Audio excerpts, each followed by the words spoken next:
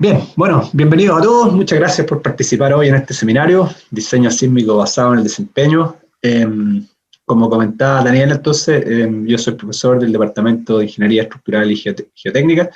En estos momentos también soy el director de pregrado de la Escuela de Ingeniería y dicto clases en el magíster profesional y también los cursos del diplomado. Lo que queremos conversar hoy día, lo que les quiero presentar, tiene que ver con diseño sísmico basado en el desempeño y siempre existen dudas de qué significa eso, y la idea es hoy día que ustedes puedan entender un poquito cuál es el concepto, de qué se trata esto de ingeniería sísmica basada en el desempeño, y me gustaría invitarlos a que piensen qué es lo que creen ustedes que es diseño sísmico basado en el desempeño, y el que se anima a poder escribir en el chat, cuál es lo que ustedes creen que significa diseño sísmico basado en el desempeño, qué es lo que ustedes entienden por este concepto. Dejo unos segundos ahí para que puedan, no sé, alguien colocar algún comentario en el chat y pueda decir qué es lo que entiende por este concepto. Bueno, ahí tenemos algunas respuestas. Tenemos varias respuestas que están llegando. Pucha, todavía tenemos participantes, ojalá que puedan cambiar su nombre para saber. Miguel Medalla dice evaluación explícita de los objetivos de diseño, estudio del comportamiento de una estructura más allá del rango elástico, sujeto a una amenaza y escenario probable, y después hay una persona que dice diseñar una estructura de acuerdo al daño esperado que ocurra en ella, y así puede ser diseñado de forma más o menos conservadora. Y yo creo que ese concepto tiene un poco que ver con lo que significa diseño basado en el desempeño. Fernando Castillo también dice comportamiento predecible ante un evento sísmico, y yo creo que ese es el punto clave del diseño sísmico basado en el desempeño. Poder diseñar una estructura, poder asumir que va a venir un cierto terremoto y poder estimar de algún modo cómo se va a comportar la estructura frente a un terremoto.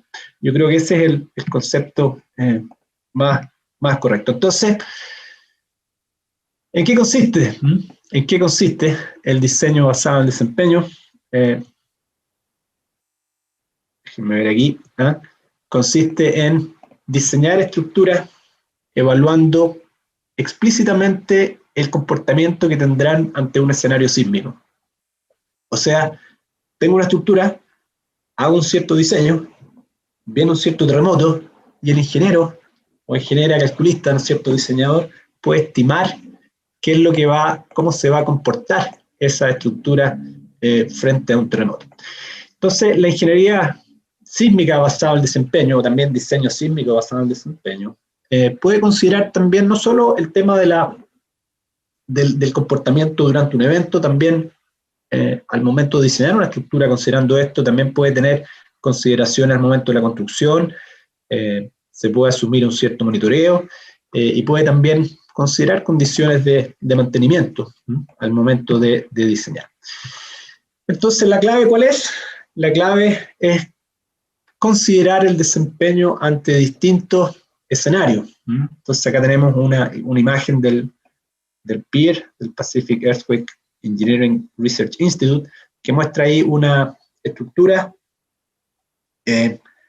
y con distintos niveles de daño, completamente operacional, ocupación inmediata, fíjense ustedes que se cortó la luz, después resguardo de la vida, donde aparecen grietas, el cartel se cae y la prevención del colapso. Entonces el daño va aumentando y la idea es poder relacionar el posible daño que va a tener una estructura con el tamaño del terremoto a la cual va a estar sometida.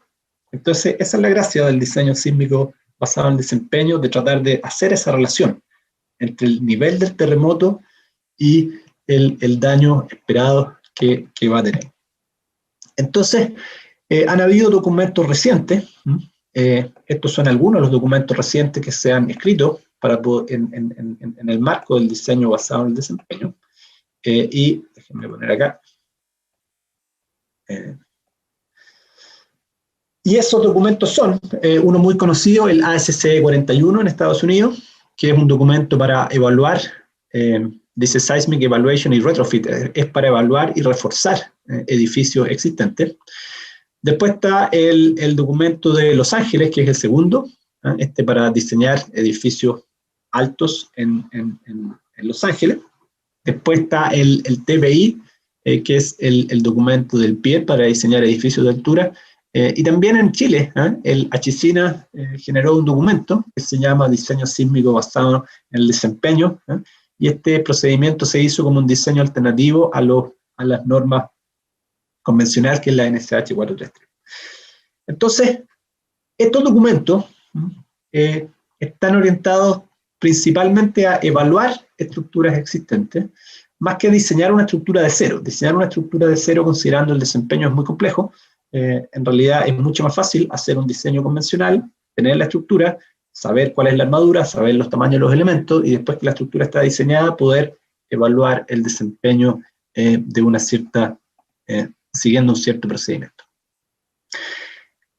Si miramos los códigos de diseño sísmico convencionales, por ejemplo, el NSH 433, ¿no es cierto?, la norma de diseño sísmico de edificio en Chile, el ASCE 7 en Estados Unidos, o el NSR 10, la norma sismo resistente de Colombia, son códigos que son, como se llaman, prescriptivos y no evalúan explícitamente el desempeño. ¿Qué significa que sean prescriptivos? Lo que tiene la norma es que tiene un cierto corte basal, usted tiene su edificio, usted calcula su periodo, usted tiene un corte basal, hace un análisis modal espectral, determina diagramas de momento, diagrama de esfuerzo de corte, y después usted diseña sus columnas y sus muros de tal modo que se cumple el diseño. Y después usted verifica el drift. Usted verifica que el drift sea menor que el 2 por 1000, y si el drift es menor que el 2 por 1000 y sus elementos tienen mayor resistencia que la demanda que espera el sismo, entonces uno dice el diseño cumple. Sin embargo, si alguien de ustedes le hace una pregunta, bueno, ¿y qué pasa con este edificio que se diseñó con la norma cuando venga un terremoto similar al del año 2010? ¿Cuál va a ser su comportamiento? ¿Qué dice el ingeniero?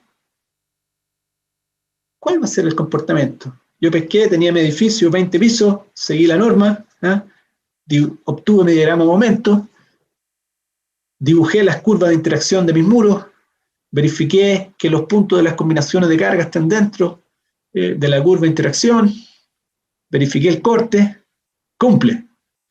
Bueno, pero el dueño del edificio está preocupado no de si cumple o no cumple, porque quiere saber, bueno, ¿y qué pasa cuando venga un terremoto como el del año 2010?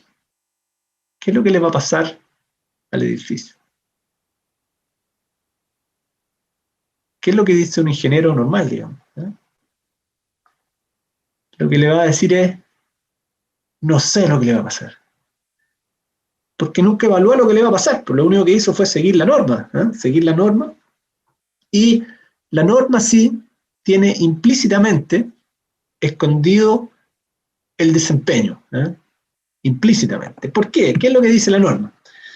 La norma, el objetivo de desempeño principal, al menos de la NSH 433 y la mayoría de las normas, es evitar el colapso. Ese es el objetivo de la norma. Entonces, cuando la norma NSH 433 tiene un cierto factor R, tiene un cierto esfuerzo de corte mínimo, tiene una cierta deriva de techo, lo que tiene la norma ahí es que de algún modo está tratando de evitar el colapso. Evitar el colapso. Bueno, pero si ahora yo tengo un terremoto más pequeño, tengo un terremoto, no sé, de magnitud 7,5 en Valparaíso, y estoy en Santiago, y el hospital quiere saber, bueno, cuando venga este terremoto, ¿qué va a pasar con el funcionamiento de mi hospital? ¿Va a poder funcionar mi hospital o no va a poder funcionar mi hospital? ¿Qué es lo que le dice el ingeniero que diseñó el hospital según la NSH 433? Ojalá, dice, ojalá que funcione. Y el dueño le pregunta, ¿pero cómo? ¿No verificaste qué es lo que le va a pasar? Y el ingeniero le dice, no verifiqué. Lo único que hice fue verifiqué que las combinaciones de carga están dentro de una curva de interacción, y por lo tanto la estructura tiene los fierros necesarios. Entonces, los códigos de diseño actual, por ejemplo la NSH 433, no permiten responder las preguntas de interés de la sociedad. La sociedad no está interesada en si cumple o no cumple la norma. La sociedad, ¿qué es lo que quiere saber? ¿Qué es lo que quiere saber el que maneja el hospital? ¿Qué es lo que quiere saber el que maneja, no sé, una planta, un chancador minero? Lo que quiere saber, bueno, es cuál es la probabilidad de colapso de una estructura frente a un determinado sismo. Construyo mi edificio en Santiago, de 20 pisos. ¿Qué pasa si viene un terremoto equivalente al 2010? ¿Cuál es la probabilidad de colapso? ¿Qué es lo que le dice el ingeniero? El ingeniero le dice, no sé, porque no le he calculado. Bueno, la sociedad también le gustaría saber, bueno, ¿cuál es el daño que tendrá una estructura frente a un sismo equivalente al del año 2010? Por ejemplo, el operador del aeropuerto de Santiago, no sé si ustedes se acuerdan, digamos, lo que le pasó al terremoto, al aeropuerto de Santiago cuando vino el terremoto del 2010. Tuvo daños de elementos no estructurales, se cayeron unos cielos, se cayeron equipos de aire acondicionado, y lo que hizo fue que el aeropuerto tuvo que dejar de funcionar un par de días. Entonces, al operador del aeropuerto le hubiese gustado preguntarle al ingeniero, oiga, si viene un terremoto como el año 2010, ¿qué es lo que le va a pasar a mi aeropuerto? ¿Voy a poder seguir funcionando? Y él le hubiese gustado que el ingeniero le diga, no, mire, su estructura no va a tener daño, pero lo que le va a pasar es que se le van a caer los cielos y se le van a caer sus equipos. ¿Y por qué es tan bueno saber eso? Porque el operador del aeropuerto podría decir, chuta, no, yo necesito un aeropuerto que funcione, entonces si yo estimo lo que le va a pasar, lo que puede hacer la sociedad es que puede hacer cambios, puede hacer mejoras, puede decir, ¿sabe qué? No estoy dispuesto a que cuando venga un terremoto como el año 2010, el aeropuerto esté tanto tiempo sin funcionar. Entonces, si uno le pudiese responder, el ingeniero le pudiese responder al dueño qué es lo que va a pasar, entonces se podrían hacer acciones. Porque se pueden hacer acciones, se pueden hacer estructuras con distinto comportamiento. Se puede hacer que cuando venga un terremoto no se caigan los cielos. Se puede hacer que cuando venga un terremoto una estructura tenga daño mínimo, que quede completamente operacional. Se puede hacer. Lo importante es poder predecir cuál va a ser el comportamiento.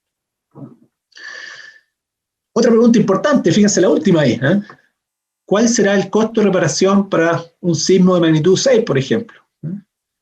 Ustedes están en un edificio y les interesa saber, digamos, bueno, si hay un sismo de cierta magnitud, ¿cuál va a ser el costo esperado de reparación? Porque si el costo de reparación esperado es muy alto, entonces a lo mejor están dispuestos a reforzar la estructura antes, digamos, antes que venga el terremoto.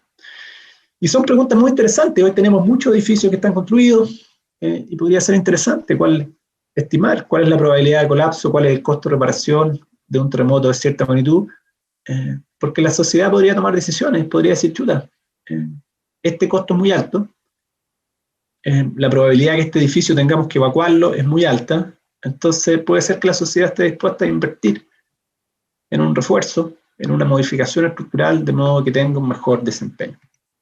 Y para eso entonces es necesario poder responder esas preguntas, es la única manera, poder responder esas preguntas que ayuden a tomar decisiones. Entonces, si miramos la NSH 433, diseño sísmico de edificio, esta norma básicamente está basada en el buen comportamiento de edificios que fueron diseñados con la norma NSH 433 del 72.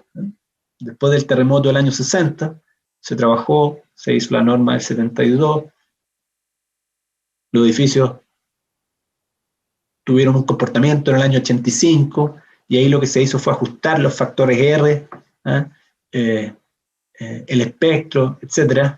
Y lo que ocurre ahora es que después tuvimos el terremoto de 2010, y dado que los edificios se diseñaron con una norma, se ve cómo se comportan, y después las normas se van ajustando, de modo de tratar de tener un desempeño en los edificios que sea razonable.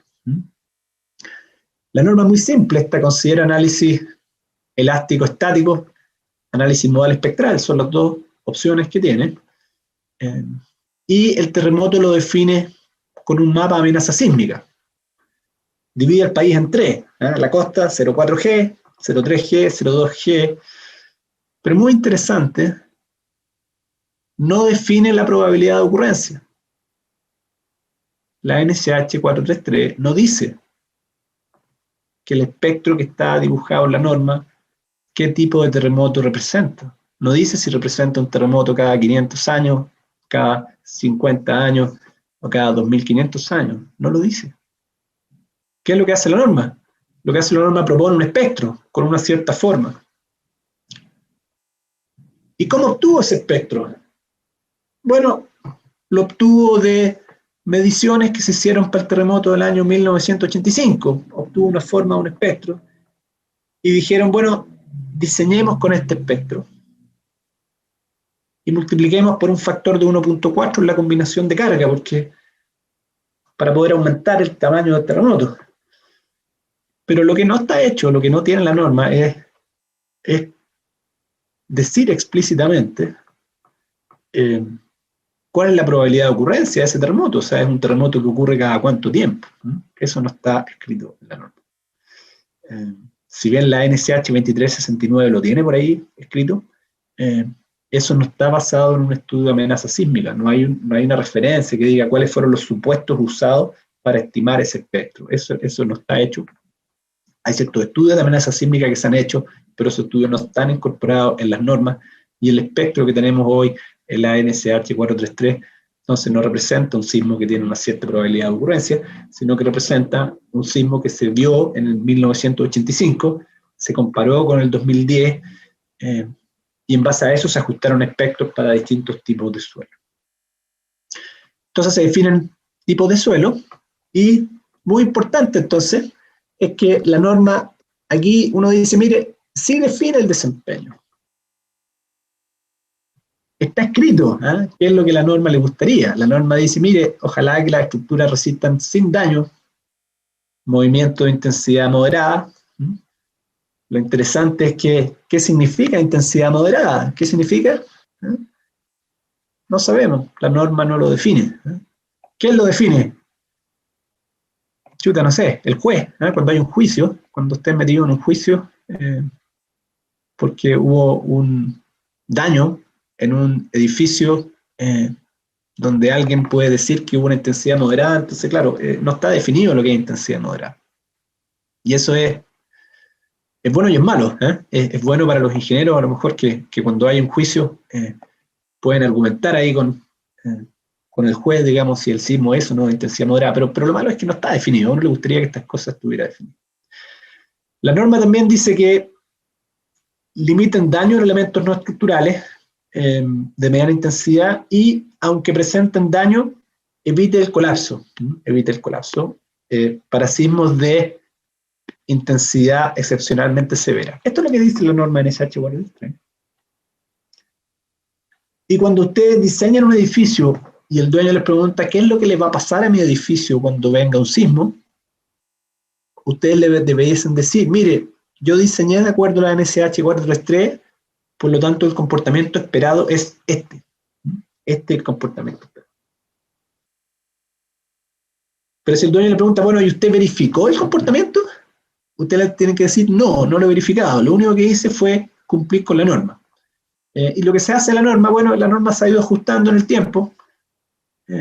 Después del 2010 se volvió a cambiar la norma, ¿no es cierto? Se definieron 5 tipos de suelo, se agregó un factor S ahí para el suelo, y por lo tanto lo que se hace es que se va ajustando la norma de tal modo de poder lograr estructuras que se comporten de esa manera. La norma también define un factor R, y algo muy importante que tiene la norma chilena es que se limitan los desplazamientos, y eso es lo que hace que las estructuras sean rígidas, y que lo que busca es limitar los desplazamientos, es básicamente limitar el daño. O sea, lo que está tratando de hacer es que estos dos objetivos de aquí, esos dos lo está tratando de cumplir al nivelar, al limitar entonces los desplazamientos. Entonces, ¿cuáles son los inicios del diseño basado en el desempeño? Bueno, uno podría pensar que siempre ha existido diseño basado en el desempeño, porque siempre se ha querido que los edificios no colapsen. Pero un enfoque más moderno, digamos, que significa poder evaluar el desempeño del edificio ante distintos escenarios. Esto surgió el año 95 con un documento Vision 2000 que fue escrito por la Sociedad de Ingenieros de California, y este documento tenía un objetivo, y el objetivo decía lo que está ahí: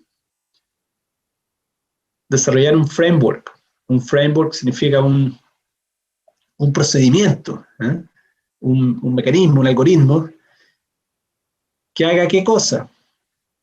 Que genere estructuras acá que tengan un desempeño que sea predecible. O sea, poder saber cuál va a ser el desempeño que va a tener la estructura usando un cierto procedimiento. Y para ello ellos crearon esta matriz fue publicada ahí en este documento Vision 2000. Y lo que hace esta matriz es que define 3 objetivos de desempeño. 3 objetivos de desempeño, que son estas líneas negras de acá. Estas líneas negras acá, aquí, esa línea negra es un objetivo de desempeño. Define 4 niveles de amenaza sísmica, que está acá. Aquí está la amenaza sísmica, tiene que ver con el tamaño del terremoto. Y también define desempeño esperado. Y los desempeños esperados son los que están acá. Estos son los desempeños esperados, en inglés performance level, earthquake performance level. Entonces, ¿qué es lo que pasa? Si yo tengo una estructura, pensemos en un edificio de 4 pisos, y viene un terremoto que es frecuente, quiero que la estructura quede completamente operacional, entonces quiero ese desempeño. Y si el terremoto es más grande, por ejemplo, una vez cada 970 años, quiero que la estructura esté a punto de colapsar. Y para cada nivel de terremoto, ustedes podrían estimar cómo va a quedar su estructura, al igual como la imagen que les mostré hace un rato, ¿no es cierto?, de esta casa con el letrero. Y ustedes entonces, para distintos niveles de terremoto, ustedes podrían verificar que se cumple estos objetivos de desempeño. Esto es lo que se llama el objetivo de desempeño. El objetivo de desempeño es poder cumplir estos desempeños para cada uno de los niveles de amenaza. Ahora, si alguien tiene un hospital, pucha, un hospital queremos que funcione para terremotos más grandes. Entonces, lo que conviene hacer en el hospital es que conviene moverse hacia acá en esto. Conviene moverse hacia acá, hacia acá, y a lo mejor quizás el hospital hay que diseñarlo con ese punto y con ese. ¿Qué significa con esos puntos? Significa que con un terremoto que ocurre cada 475 años, está completamente operacional, y para un terremoto que ocurre cada 960 años está operacional. Entonces, el desempeño de esa estructura va a ser mucho mejor. Obviamente lo que hay que hacer es que hay que pescar la estructura, someterla al terremoto y evaluar cómo se va a pasar. Entonces, ¿cuáles son los objetivos de desempeño? Objetivos de desempeño. Los objetivos de desempeño son estas cosas de acá, digamos, ¿no? Estas cosas de acá son los objetivos de desempeño. Los objetivos de desempeño lo que son es que tienen que relacionar de algún modo la respuesta estructural con la intensidad del movimiento del suelo. O sea, yo tengo un terremoto que ocurre cada 50 años y tengo que saber, dado que tengo un terremoto que ocurre cada 50 años, tengo que saber cuál va a ser la respuesta estructural. ¿Cuál va a ser la deformación unitaria de las barras de acero? ¿Cuál va a ser el desplazamiento de techo? Porque si yo sé cuál es el desplazamiento de techo, o sé cuál es la curvatura de una viga, puedo saber si esa viga está a punto de colapsar, o si esa viga no tiene ningún daño y está completamente operacional. Entonces, el ASCE 41, que es un documento muy utilizado, digamos, para evaluar el desempeño, define, digamos, varios de estas líneas negras, varias de estas líneas negras, según lo que uno quiera hacer, para edificios que son existentes o no. Entonces, eso es lo que hace, y estos objetivos de desempeño lo define en función del riesgo sísmico, y lo que hace entonces es que esos objetivos, lo que hace es mirar cuál es el desempeño de los elementos no estructurales y cuál es el desempeño de los elementos estructurales. Entonces, el ASCE 41, por ejemplo, define niveles de desempeño esperados para elementos estructurales y no estructurales, y también para el edificio completo. Entonces, para los elementos estructurales define ciertos números. Entonces, ocupación inmediata lo llama S1, S de structural. Y prevención del colapso, S5. Eso es para elementos estructurales. Para elementos no estructurales, también define ciertos aspectos, porque ustedes pueden tener lo que le pasó al aeropuerto, que la estructura estaba perfectamente después del terremoto, pero tuvieron problemas con los elementos no estructurales, se cayeron los cielos falsos, se cayeron equipos de aire acondicionado del techo e impidió que el edificio se pudiese ocupar. Por lo tanto, los elementos no estructurales también se pueden catalogar, y después ustedes pueden pescar la estructura completa, y para pescar la estructura completa ustedes tienen que pescar lo que tiene que ver con elementos no estructurales, lo que tiene que ver con elementos estructurales, combinarlos, y ahí entonces definir un nivel de desempeño para la estructura. Entonces la SCE 41 define esos 4 niveles en función de lo que le pasa a los elementos no estructurales y estructurales. Entonces, resguardo la vida, ¿qué quiere decir resguardo la vida 3C? Resguardo la vida quiere decir que el elemento estructural está aquí, en el 3, y el elemento no estructural está acá, en lo que definen como NC. Bueno, entonces, para poder evaluar el desempeño, muy importante, es necesario definir la amenaza sísmica. Es necesario definir cómo se mueve el suelo. Y el movimiento del suelo esperado, que va a ocurrir en un cierto lugar, depende obviamente de la ubicación. Muy distinto un edificio que está en Viña del Mar que un edificio que está en Santiago hacia el interior, o que está en Punta Arenas. Obviamente el tipo de suelo y el periodo de retorno. Fundamental, pues saber, este terremoto ocurre cada 50 años, 100 años, 1000 años, 2500 años. ¿Cómo se define eso? El movimiento del suelo se puede definir mediante 2 maneras. O espectro de pseudoaceleración, que es lo que tiene la NCH 433, ¿no es cierto? Que tiene acá un periodo, tiene acá pseudoaceleración, y uno lo puede graficar así. O mediante registros sísmicos. Registros sísmicos quiere decir que tenemos el tiempo acá, y el registro sísmico quiere decir que tenemos cuál es la aceleración en cada instante. Entonces, si yo quiero evaluar el desempeño de un edificio que voy a construir en Santiago, y quiero ver cómo se comporta ese edificio para un terremoto que ocurre cada 50 años, lo que necesito es que alguien me diga cuál es ese terremoto, cuál es el registro, o cuál es el espectro que representa un terremoto cada 50 años. Estados Unidos, la SCE 41, define un espectro que tiene esta forma, tiene un espectro de Newmark, y tiene niveles de sismicidad distintos, que los define como alto, medio, bajo o muy bajo, y es un trabajo que en Chile al menos nos falta desarrollar. Se han hecho esfuerzos, pero nos falta desarrollar, poder conocer cuáles son los distintos espectros para distintos periodos de retorno. Es muy distinto pensar en el terremoto que puede ocurrir en 30 años que un terremoto que puede ocurrir cada 1000 años, y poder saber el periodo de retorno es fundamental para poder saber, por ejemplo, la probabilidad de colapso de un edificio en un cierto tiempo. Bien, entonces, ¿cuáles son los métodos de análisis? Una vez que tenemos definida la amenaza, una vez que sabemos cuál es el terremoto que tiene probabilidad de ocurrencia 50, 100, no sé, 500, 1000 años, necesitamos definir algún método que nos permita identificar qué es lo que le va a pasar a la estructura cuando venga ese terremoto. Y la SCE 41 define que existen 4 métodos que se pueden hacer.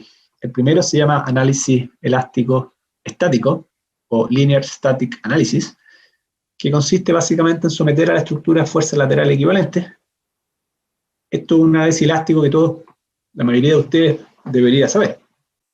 Segundo método, análisis elástico dinámico, Linear Dynamic Analysis, y eso es un análisis modal espectral, donde considera, ¿no es cierto?, los máximos de los modos, pero los métodos más adecuados, obviamente, cuando hay comportamiento que es no lineal y se espera fluencia, son los métodos no lineales, el análisis inelástico estático, también conocido como pushover, y también el análisis inelástico dinámico, que es el tiempo historia no lineal. Entonces, con estos 2 métodos, lo que uno puede hacer es que uno tiene un edificio, uno tiene un terremoto definido por un espectro o por un registro, y uno puede hacer una simulación numérica que permite estimar cuál va a ser el desplazamiento del techo, cuál va a ser la deformación unitaria, y relacionar eso con el posible daño del terremoto.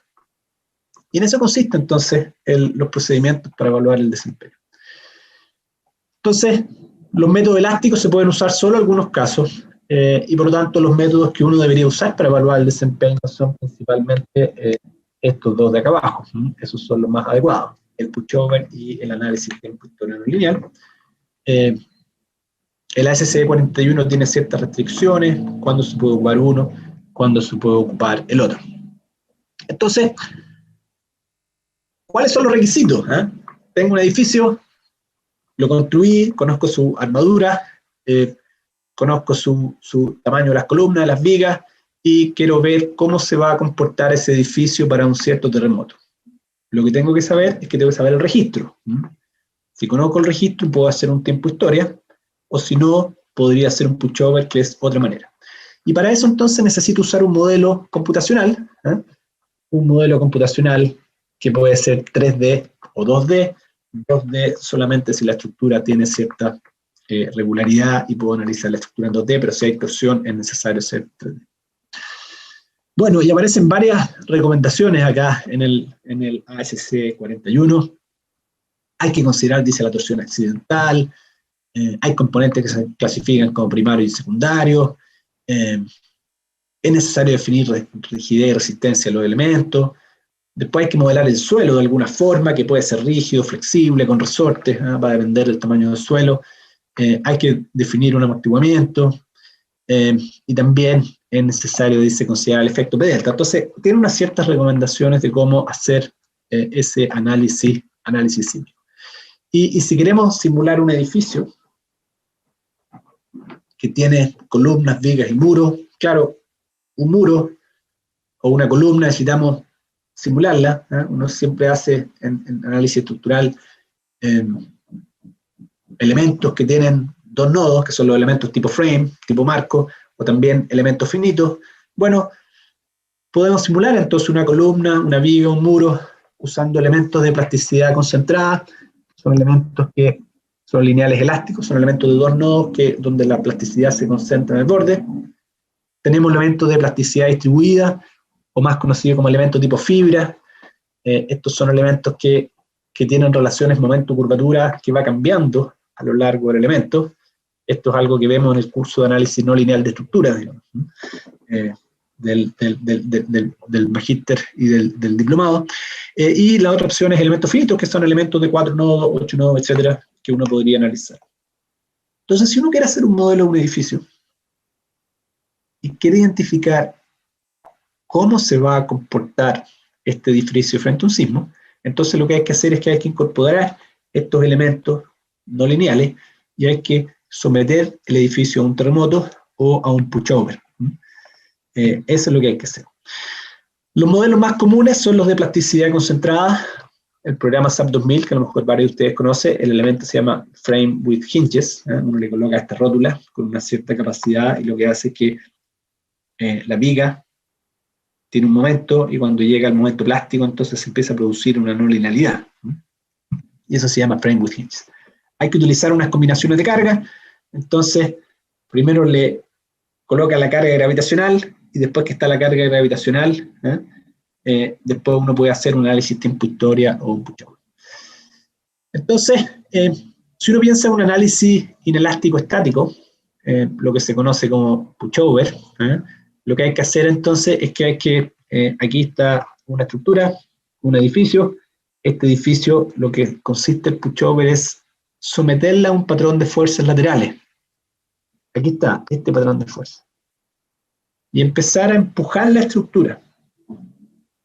Y al empezar a empujar la estructura, ustedes pueden graficar esfuerzo de corte basal versus desplazamiento de techo.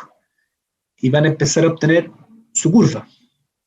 Y a medida que empiezan a empujar, lo que va a ocurrir es que va a empezar a ocurrir fluencia. Va a empezar a ocurrir fluencia. Este va a empezar a fluir la viga va a empezar a fluir, y por lo tanto su modelo numérico tiene que considerar que la rigidez cambió, las cosas empezaron a fluir, y ustedes lo que empiezan a hacer es que empiezan a obtener la curva que está acá, digamos, esta curva que está aquí, esta curva, ¿no es cierto?, es la que ustedes obtienen ¿Por qué? Porque la estructura empieza a fluir, los elementos empiezan a fluir. Por lo tanto, la única manera de obtener esa curva es que la manera que ustedes ocupen para simular las vigas, las columnas, los muros, tengan un comportamiento no lineal como el que mostraba acá en esta imagen de acá. Bueno, pero ¿cómo se evalúa entonces el desempeño? Con un pushover. Bueno, ¿qué es lo que hay que hacer? Lo que hay que hacer es que ustedes pescan su edificio. Pescan un patrón de fuerzas laterales. Un patrón de fuerzas laterales. Alguien me tiene que decir el patrón. Bueno, la SSE 41 dice, utilice el primer modo. Y ustedes obtienen la curva azul, que representa esfuerzo de corse versus desplazamiento de techo. Y la pregunta, bueno, ¿cómo evalúa el desempeño? Bueno, lo que tiene que entregar la norma o lo que tenemos que conocer es cuál va a ser el desplazamiento de techo que va a tener la estructura para un cierto terremoto, que es lo que se llama el desplazamiento objetivo. Entonces, ¿qué es lo que vamos a hacer? Si yo conozco el tamaño del terremoto y si yo conozco el periodo de la estructura, conozco el desplazamiento de techo, lo puedo estimar el desplazamiento de techo que va a tener la estructura frente a un sismo. De hecho, el decreto 61 tiene un desplazamiento último de techo para los edificios, que uno lo puede calcular. Entonces, ¿qué es lo que hay que hacer? Si yo sé cuál es el terremoto, y en base al periodo de la estructura puedo estimar el desplazamiento de techo, lo que puedo hacer es que puedo empujar la estructura hasta ese desplazamiento de techo, y ahí paro. Y lo que hago es que le saco una foto a mi modelo, y puedo mirar la viga y cada columna, y puedo mirar cuál es la curvatura que tiene cada viga, cuál es la curvatura que tiene cada columna, y puedo verificar si esas curvaturas de las vigas y columnas, o esas deformaciones unitarias en las barras, son razonables o no son razonables. Y esa es la manera que se evalúa entonces el desempeño. Entonces, ¿qué es lo que dice la SSE 41? Aplica unas fuerzas laterales que sean el primer modo, lo más fácil, el primer modo, y después usted llega a un cierto desplazamiento de techo objetivo, delta sub T, T de target, target displacement, y la norma ASCE 41 tiene un mecanismo, básicamente un espectro que permite conocer ese desplazamiento. Entonces alguien me tiene que decir ese desplazamiento. En este caso el ASCE 41, el decreto 61 también tiene un desplazamiento de techo que es para otra cosa, es para verificar si los muros requieren confinamiento, pero si uno supiera cuál es ese desplazamiento de techo, uno lo que hace entonces empuja esa estructura hasta ese desplazamiento de techo. Para simular el comportamiento no lineal de los elementos, se necesita proponer relaciones fuerza-deformación que son no lineales. Entonces la SCE 41 propone estas relaciones constitutivas. Dice, mire, si usted va a hacer un beam with hinges, usted haga que su relación momento-curvatura sea lineal hasta acá, hasta el punto B, después esto es así, esto baja y tiene ese comportamiento, y por lo tanto usted tiene que definir un parámetro A, un parámetro B y un parámetro C. Esos parámetros usted los tiene que definir, y acá está la capacidad. Uno puede ser el momento nominal, por ejemplo. Entonces la SCE 41 propone cuál es la relación fuerza-deformación de su elemento. Y usted tiene que usar resistencia de los materiales, y típicamente se ocupa lo que se llama la resistencia esperada. Resistencia esperada, lo que se hace es que la resistencia del hormigón y del acero se aumenta porque la tensión de fluencia del acero no son 420 megapascales, esa es la resistencia nominal. Si usted hace un ensayo, la resistencia real siempre es mayor, por lo tanto, si ustedes quieren estimar un desempeño, deberían considerar un poco más que eso. Bien, entonces después se hacen criterios de aceptación. Entonces ustedes pescan su columna, sus vigas, las hacen su análisis considerando esta relación fuerza-desplazamiento que propone el código, y ustedes la empujan hasta el desplazamiento de techo, y después ustedes tienen que verificar si la estructura cumple o no cumple. ¿Cómo se hace? Bueno, tienen que verificar los elementos que se llaman sensibles a los desplazamientos o los elementos sensibles a la fuerza. Y los elementos sensibles a los desplazamientos son los que se llaman componentes dúctiles, por ejemplo, una viga, una columna o la flexión de un muro, y lo que hay que verificar es que tengan capacidad de formación mayor a la demanda de desplazamiento estimada. O sea, ¿Qué significa? La relación momento-curvatura de una viga está acá. Esta es la relación momento-curvatura de una viga, está acá. Entonces, yo voy a empujar mi viga, mi edificio, hasta este desplazamiento de techo. Y en ese desplazamiento de techo le vamos a sacar una foto a la viga, vamos a mirar la viga, vamos a mirar su curvatura, y vamos a entrar aquí, vamos a mirar su curvatura, vamos a entrar, esa es la curvatura. Entonces vamos a poder estar acá. Y alguien me tiene que decir, para una cierta viga, cuál es la curvatura que define ocupación inmediata, life safety o collapse prevention. Alguien me tiene que decir cuáles son esas curvaturas en radianes que definen si el elemento está operacional o no operacional. Hay otros elementos que se verifican con fuerzas, pero miremos las vigas, o miremos los elementos de los desplazamientos. Entonces, y con esto quiero ya ir cerrando. Entonces, por ejemplo, la SC41 tiene tablas de este tipo. Esta tabla, ¿qué es lo que dice? Dice cuáles son los acceptance criteria para vigas. Entonces, ¿qué es lo que tiene esta tabla? Esta tabla lo primero que dice, bueno, cuantía, en función de la cuantía, en función también del hormigón, o sea, de la armadura, no del hormigón, este es el refuerzo transversal. Si tiene confinamiento o no tiene confinamiento. Y el tercero acá es la demanda de esfuerzo de corte. O sea, si yo tengo una viga que tiene esta cuantía, está confinada y tiene poco corte, lo que me está diciendo acá es que me dice cuánto vale el parámetro A, el parámetro B y el parámetro C, que son estos que están aquí en radianes, A, B, C. ¿Qué cosa es A, B, C? A, B, C son estos números que están aquí. Este vale A, este vale B y este vale C. Por lo tanto, A es la curvatura que hay desde B hasta el endurecimiento, y B sería la curvatura final hasta que falla.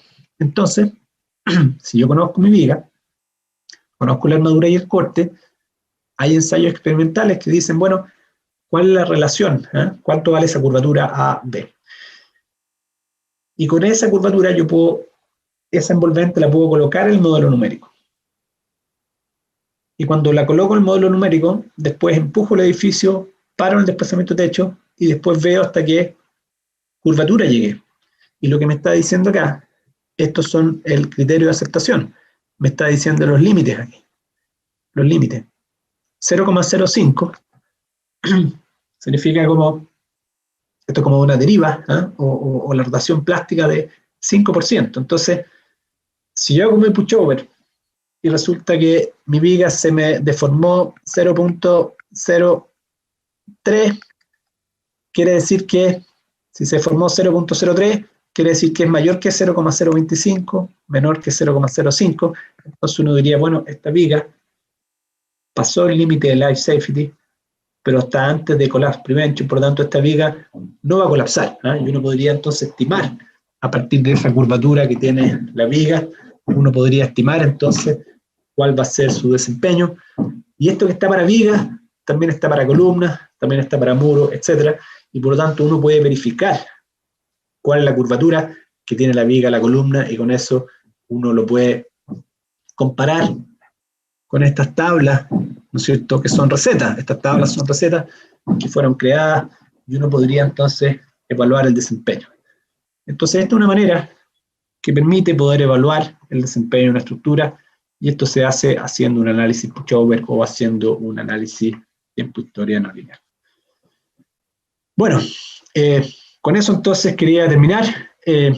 También existe algo similar, ¿no es cierto?, para muros, para columnas, etc. Esto es lo que define el ASC41, y con eso entonces quería terminar por aquí. Ya he conversado más que suficiente, espero que les haya podido quedar un poco claro qué consiste esto de la ingeniería sísmica basada en el desempeño. Perfecto, muchas gracias Matías por tu presentación, por tu tiempo. Por el momento, Matías, si puedes responder las preguntas, las fui dejando en el chat de WhatsApp. Hay algunas preguntas ahí que están... En el chat del Zoom. Sí, no, en WhatsApp, en el grupo de WhatsApp. En el chat de WhatsApp, ¿ya? Porque también llegaron las preguntas, estoy viendo acá en... Sí, son las mismas, te las fui dejando ahí. Acá tenemos unas preguntas. Perfecto. Laura dice si existen documentos para el diseño, para el desempeño de puentes, para el diseño basado en desempeño de puentes. Y Laura, sí, existen documentos. La AASHTO tiene documentos, en este momento no me acuerdo, pero sí existen documentos basados en el desempeño. Esteban también pregunta cómo se definen los parámetros en el gráfico de Q partido por Q sub I. Q partido por Q sub I, ese gráfico, Esteban, define la relación momento-curvatura de una viga o de una columna. Entonces se define como con un comportamiento bilineal. Tiene una rigidez lineal elástica hasta un Q sub I y después hay una recta horizontal. Entonces el ASCE 41 tiene recomendaciones de cómo calcular ese momento de fluencia, cómo calcular esa curvatura. Típicamente se ocupa para esa rigidez inicial, se ocupa una inercia efectiva y el momento de fluencia típicamente se ocupa el momento nominal, porque el momento nominal es el que te llega ahí y después se define una pendiente de endurecimiento con una pendiente que es menor al 10%. ¿Cómo construir esta relación momento-curvatura? La proponen los documentos, en este caso la ASCE 41 propone, pero si alguien tuviese que hacer una, típicamente el momento de fluencia es el momento nominal, la rigidez que uno ocupa inicialmente nunca es EI partido por L, siempre se ocupa la rigidez agrietada, con inercias que son reducidas, y después tú le das una pendiente de un 1% o 5%, menos de 10%, que es la de endurecimiento, hasta una curvatura donde esto cae, digamos. Una curvatura donde cae.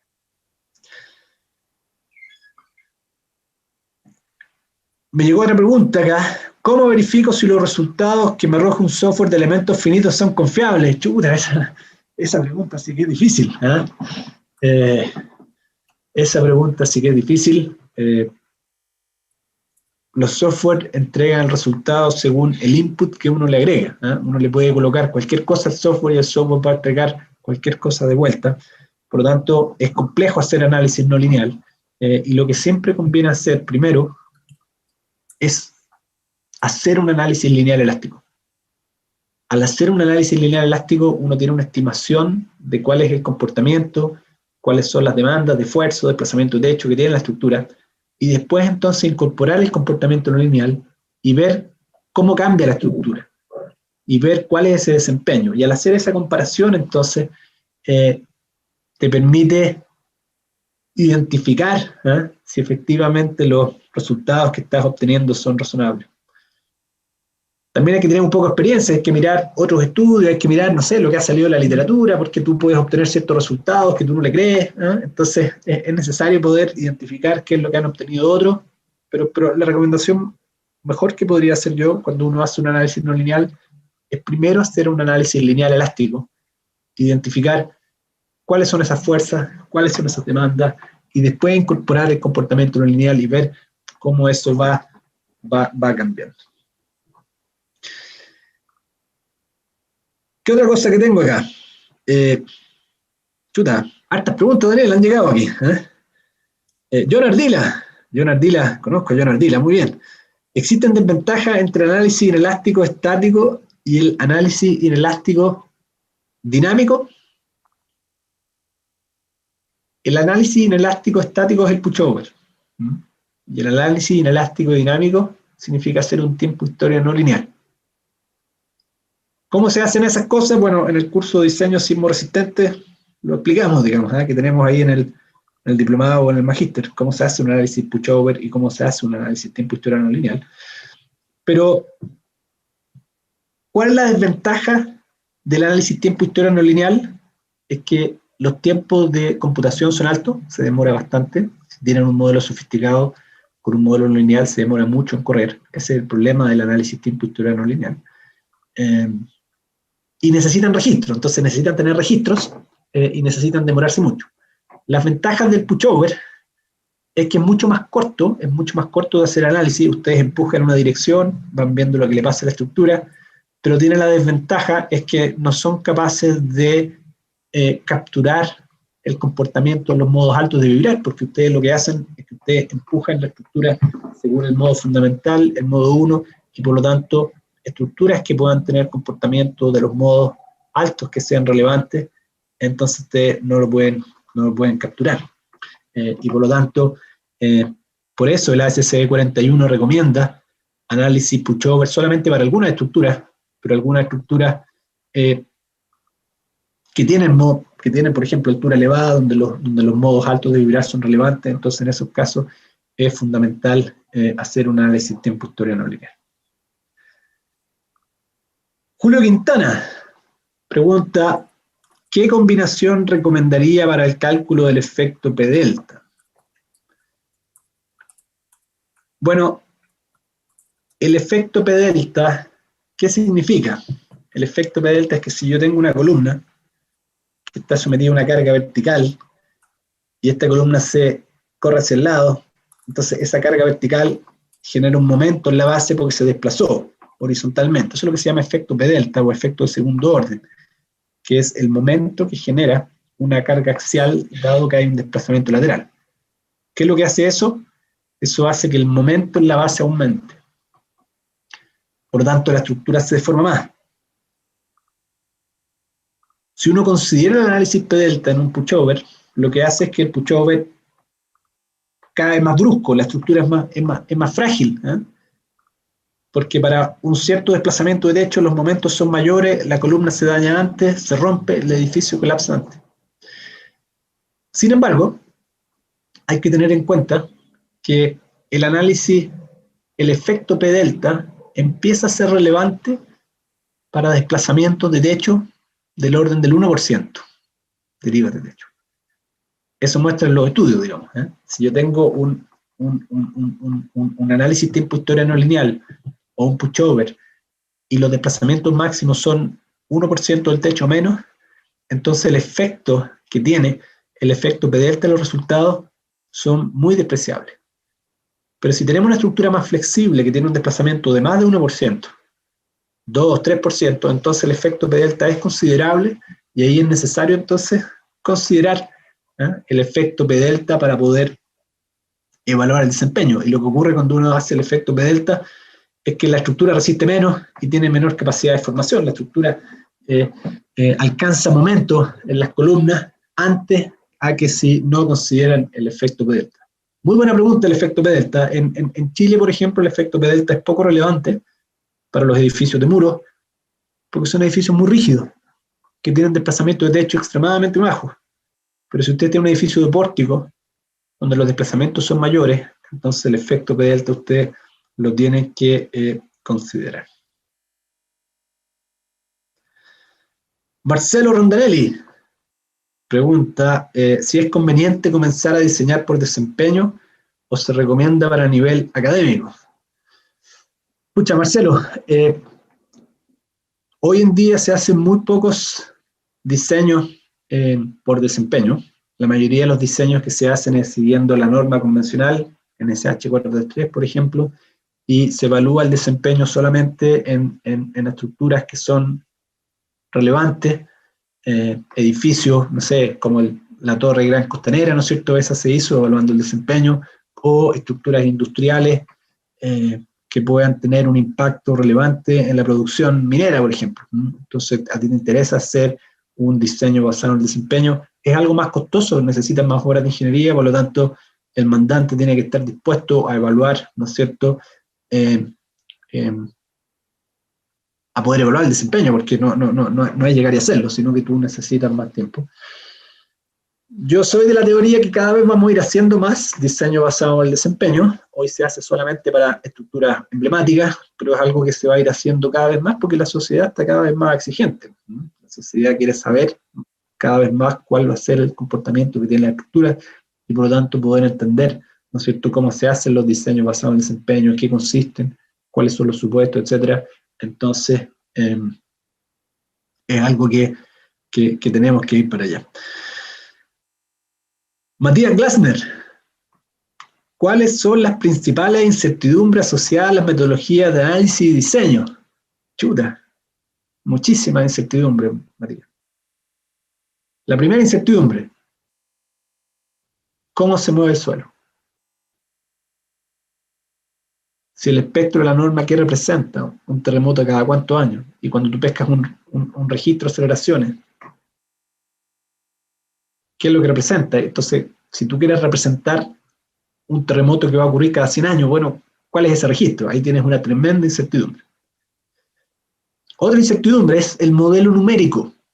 Tú tienes un modelo numérico que es no lineal para representar el comportamiento de un edificio o de un puente. Y ese modelo tiene un montón de supuestos y tiene bastante incertidumbre. Si tu estructura es irregular, tiene abertura, tiene muros acoplados, tiene muros T con formas extrañas, con abertura y con irregularidad en planta, es muy difícil que un modelo numérico pueda simular el comportamiento real de esa estructura. Por lo tanto, mientras más compleja es la estructura, quiere decir que más difícil es poder simular su desempeño.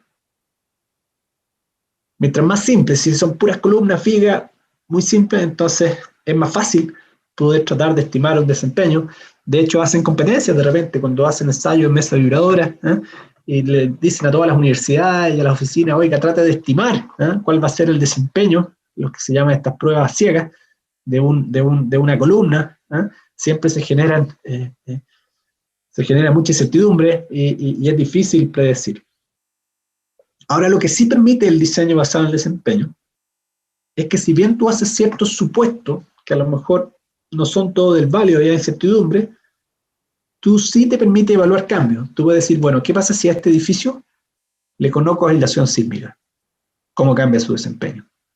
¿Qué pasa si a este edificio le aumento el confinamiento en las columnas de los primeros 3 pisos? ¿Cómo cambia su desempeño? ¿Qué pasa si a este edificio le cambio el espesor de los muros? ¿Cómo cambia su desempeño? Y eso lo que te permite entonces poder predecir un poco mejor cuál va a ser su... permite al menos evaluar alternativas. Si hago esto, la probabilidad de colapso se me disminuye acá.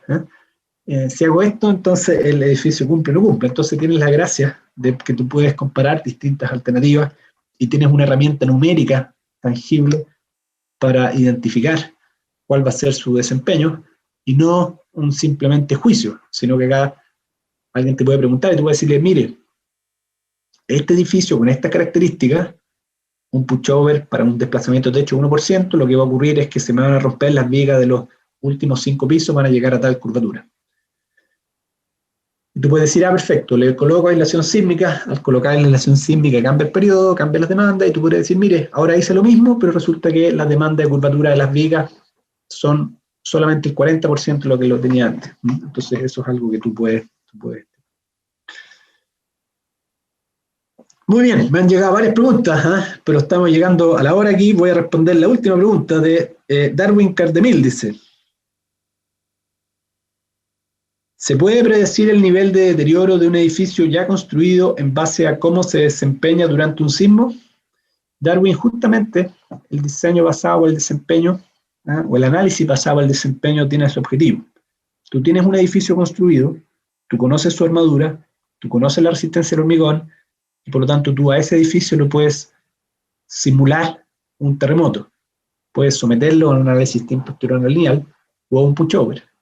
Y cuando tú lo simulas, tú puedes estimar cuál va a ser la curvatura en cada una de las vigas, las columnas y muros, y tú puedes, en base a esas curvaturas que tú tienes, tú puedes comparar esas curvaturas con las capacidades de curvatura que aparecían en estas tablas que mostré, y tú puedes verificar entonces si... puedes verificar, digamos, cómo se va a comportar cada viga y cómo se va a comportar cada columna. Muchas gracias, Daniel.